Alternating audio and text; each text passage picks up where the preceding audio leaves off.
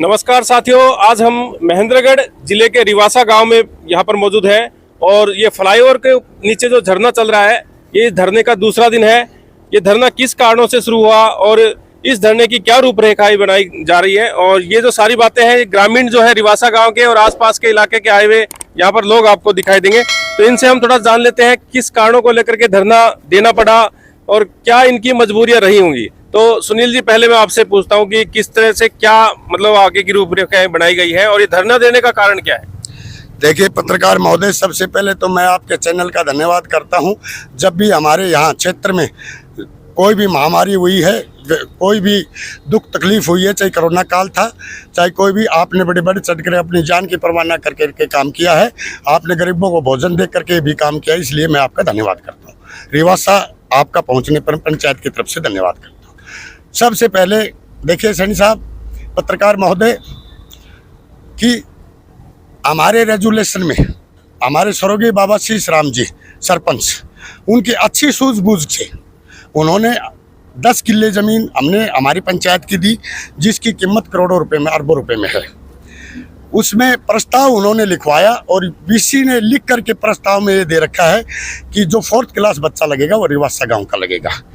वहाँ बैठे यूनिवर्सिटी में कोई संजय है, वो अपने आप को वीसी समझता है और उसने अब जो गांव का है, उसने अपना एक भाई सगा, एक साड़ा और कई 2 मामा फुफ्फी के लड़के यहाँ लगाए हैं और 2 नई अपॉइंटमेंट परसों आई थी, इसलिए हमने ताला, सोर्सों से हमें पता चला तो हमने ताला लगाया।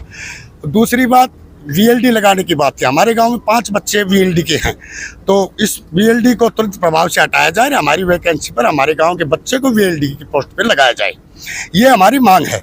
दूसरी बात, हमारे 5 साल से यहाँ पंचायत भवन हमने दिया था उनको टेम्परेरी, जब तक उनका निर्माण भवन नहीं हो, तो इसमें रह रहे हैं, तो इसका बिल 2 लाख रुपए करीब बाकी है और वो नहीं भरा, ये भी हमारी मांग है, भरने का काम करें।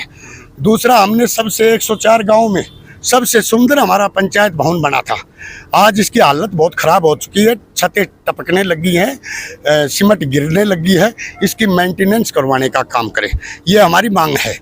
और हम वीसी साहब को एक बात और बता देना चाहते हैं, अगर हमारी मांगे ये नहीं मांगी तो हम इस धरने को लंबा ले जाएंगे, प्रशासन को हम लिखित में देंगे, एसडीएम डीसी को, फिर प्रशासन जिम्मेवार होगा और हम डॉक्टरों को बंधक बनाएंगे अगर हमारी मांगे नहीं मानी तो। देख सकते हैं, ये जो यहाँ के जो ग्रामीण हैं ये बता रहे हैं कि अगर समय रहते इनकी मांगे नहीं मानी तो डॉक्टरों को बंधक बना लिया जाएगा। तो सर, डॉक्टर कौन कौन से बंधक बनाने की बात की जाए? जो उन डॉक्टरों को हम बंधक बनाएंगे जो बाहर से आएंगे हमारी मांगों को लेकर, क्योंकि हमें लॉलीपॉप दे रहे हैं, कल से आ रहे हैं, आज का टाइम भी है उनका, और जो यहाँ ड्यूटी करते हैं हम उनको भी बंधक बनाएंगे। अगर फिर भी नहीं मानी सरकार तो हम इस धरने में, मैं सुनील रिवासा आमरण धरने में बैठ करके आमरण अनशन लेने की घोषणा करता हूं। मैं ये जैसे आप जैसे बता रहे हैं कि जैसे अंदर जो आपने ताले वाले बंद कर दिए, और जैसे यहाँ पे पशुओं का इलाज होता था, तो मतलब उन पशुओं का क्या कसूर? वो इलाज तो आप उस चालू रखते, कहीं ना कहीं कोई पशु इस कारण से मर ना जाए, मौत। देखिए, देश के पत्रकार महोदय, बगैर रोए कभी भी कोई सरकार काम नहीं करती। अगर हम ताला खोल देंगे और पशुओं का इलाज करवाना शुरू करवा देंगे तो डॉक्टर तो अपना काम करेंगे, हमारी मांगे मानी नहीं जाएगी। देखिए, आज नारनौल में कितने महीनों, कितने दिन, लंबे समय से जो कल कहे वो धरने पे बैठे हैं, क्या उनकी सुनवाई हुई? हमने इसलिए ताला लगाया है। और हमारे इलाके से जो वही पशु लेकर आते हैं, हम दुखी हैं, हमें खेद है कि वो तंग पा रहे हैं, इसलिए हम अपील करते हैं जब तक अनशन खत्म ना हो, सभी इलाके के लोगों से वो नज़दीकी किसी हॉस्पिटल में अपना इलाज करवाएं। बिल्कुल बिल्कुल। सर, क्या कहना चाहेंगे? सबसे पहले तो मैं कहना चाहूँगा जी, आपके चैनल का धन्यवाद करता हूँ। मैं राकेश मास्टर गांव रिवासा से बिलोंग करता हूँ, चेयरमैन।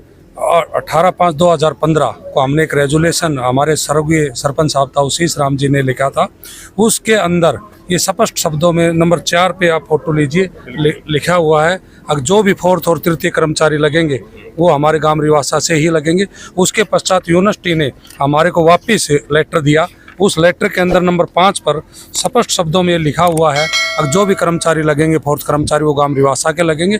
लेकिन गवर्नमेंट ने चुपके से पहले 3 कर्मचारी, 1 वीएलडी, 2 कर्मचारी एक्स्ट्रा बाहर गांव से लगा लिए।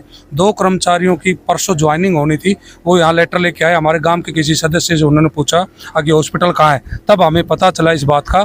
भाई हॉस्पिटल के अंदर तो ज्वाइनिंग हो रही है, 4th कर्मचारी है। तब हम इस अनशन के ऊपर बैठे और हमारी सबसे पहली मांग यही है, आगे तक हमें ये लिखित में चाहिए। 2-4 बच्चों की बात नहीं है, जब ये हॉस्पिटल शिफ्ट होगा और वहाँ ये हॉस्पिटल जाएगा, उस समय कम से कम गांव में 150-200 बच्चे लगने। तो हम आगे की सोच के लिए यहाँ पर बैठे हैं और लिखित में हमें ये चाहिए कि अब ये पहले थे वो हटें, उनकी जगह गांव के ही बच्चे लगाए जाएं। VLD गांव में 5 बच्चे वो VLD लगाए जाएं, जो D ग्रुप के हैं उनको D ग्रुप में लगाया जाए।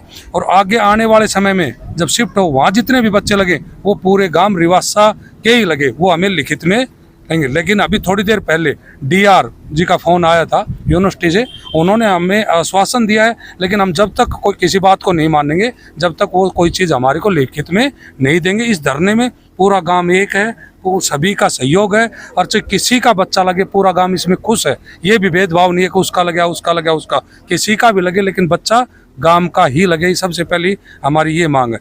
3 महीने पहले हम जब DR साहब आए तो मैं स्वयं मिला था और DR साहब से मैंने बात करी थी, जी बिजली का जो बिल है वो भरा जाए। लगभग उस टाइम 1,46,000 रुपये था, तो आश्वासन दिया गया था 2 या 3 दिन में भर दिया जाएगा, जबकि उन बातों को 3 महीने हो गए, आज तक वो नहीं भरा गया।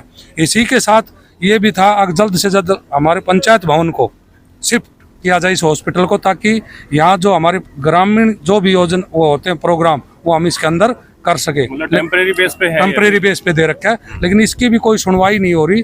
2 साल से लगभग जो नया भवन बन रहा है हॉस्पिटल का, वो जैसे का तैसा पड़ा है, उस पर कोई काम नहीं हो रहा है और हमारा पूरा गांव इससे परेशान है। शादियों के अंदर हम टेंट लगा के पैसा देते हैं, शादी बारात बाहर रोकते हैं, ग्राम सभा होती है वो हमारी बाहर होती है, जो भी कार्य होते हैं सब बाहर होते हैं, और यहाँ एक कब्जा करके पंचायत में इस तरह को किराया वगैरह नहीं, किसी प्रकार का कोई किराया नहीं है जी।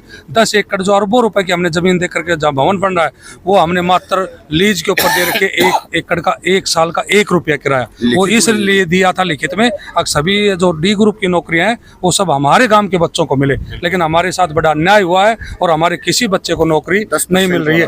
और इसके साथ एक आश्वासन ये भी था, अगर लगभग या तो हमें 2.5 लाख रुपए पर ईयर हमारे पंचायत को दिया जाए, अगर ये भी नहीं देते हैं तो जो यहाँ इनकम होती है उस इनकम का 10% प्रत्येक वर्ष पंचायत को दिया जाएगा, जबकि ऐसा अभी तक इन्होंने कुछ नहीं किया है। तो रामनिवास जी, जैसे आप भी यहाँ पर आए हैं, लगातार आप इस तरह के मुद्दे उठाते रहे हैं और ये जो मतलब मांग है इनकी बिल्कुल बता रहे हैं कि जायज मांग है और काफी गांव वाले यहाँ पर रोष भी प्रकट कर रहे हैं।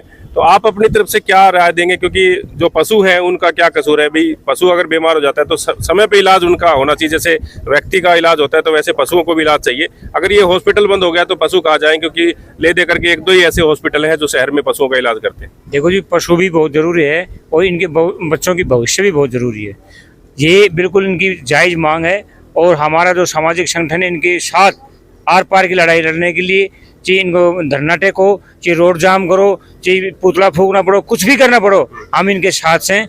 और जब भी ये बुलाएंगे हम 24 घंटे इनके साथ रहेंगे और इनकी बिल्कुल जायज मांग है और इसका हम समर्थन करते हैं। 11.5 करोड़ रुपए का जो इन्होंने जो प्रोजेक्ट है वो भी 2 साल से बंद पड़ा है। तो हम चाहते हैं भी ये हरियाणा सरकार महेंद्रगढ़ के साथ इतना भेदभाव ना करे, ये जो भी स्कीम है उसको पूरा लाभ दे, ताकि हमारे पब्लिक जो है ना उसको फायदा हो। नहीं, जैसे बताया जा रहा था जो नया भवन बनना है वो काम भी जैसे सुचारू रूप से नहीं चल रहा है और वो बंद है। ये जो एक टेम्परेरी बेस पे यहाँ पे बनाया हुआ था, ये उस साइड शिफ्ट होना चाहिए था, लेकिन वो भी इस जो जनप्रतिनिधि हैं, जो सरकार के जो नुमाइंदे हैं, वो इस चीज तरफ ध्यान नहीं दे रहे। सर, मतलब क्या लगता है कि महेंद्रगढ़ में तो किसी भी बात का कोई भी ऐसा काम कोई भी इसका जो धनी दोहरी कोई ना, ये तो जनता जागरूक रहेगी और लठ ठाओगी और अधिकारियों का जनप्रतिनिधियों का गदा गद मारेगी जब अपना हक मिलेगा। बिल्कुल बिल्कुल। तो देखिए काफी ग्रामीण जो है यहाँ पर धरने पर मौजूद हैं। और प्रधान जी, हाँ जी सर, क्या कहना चाहेंगे प्रधान जी? हम तो यही कहना चाहते हैं कि इन 4 ग्रुपों को हटाया जाए, जो मेरे गांव के लगाए जाए, तावड़ी हो जाए, समाधान नहीं कोई बड़ा कदम उठाएंगे हम।